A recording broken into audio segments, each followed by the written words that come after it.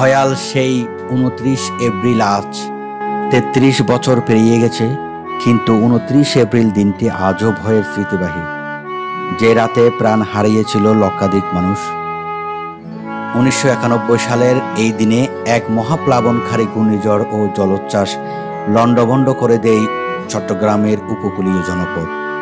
২৫০ kilometre বেগে আঘাত হানা সেই ঘূর্ণিঝড়ের উচ্চতা ছিল ২০ ফুট। ওই জলোচ্ছ্বাসে দক্ষিণ পূর্ব উপকূলের প্রায় ১,৩৮,০০০ মানুষ নিহত হয়। সেই দিনের ভয়াল এই ঘটনা এখনো দুঃস্বপ্নের মতো তাড়িয়ে বেড়ায় চট্টগ্রামের উপকূলবাসীকে। প্রলয়ঙ্কারী ঘূর্ণিঝড় ও জলোচ্ছ্বাস তছনছ করে দিয়েছিল উপকূলের জনপদ। নিহত হয়েছিল লক্ষাধিক মানুষ, বসতভিটাহীন হয়ে পড়ে লক্ষ লক্ষ মানুষ। ভয়াল সেই স্মৃতি আজও কাঁদায় পুরো উপকূলবাসীকে। এই দিনটি বাংলাদেশের ইতিহাসে একটি শোকাবহ দিন।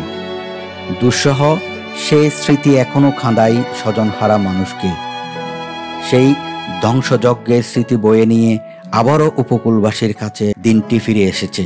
আমরা ১৯৯১ সালের ২৯ এপ্রিল প্রলয়ঙ্কারী ঘূর্ণিঝড়ে নিহতদের আত্মার শান্তি কামনা করছি ও স্বজনহারাদের প্রতি সমবেদনা জানাচ্ছি।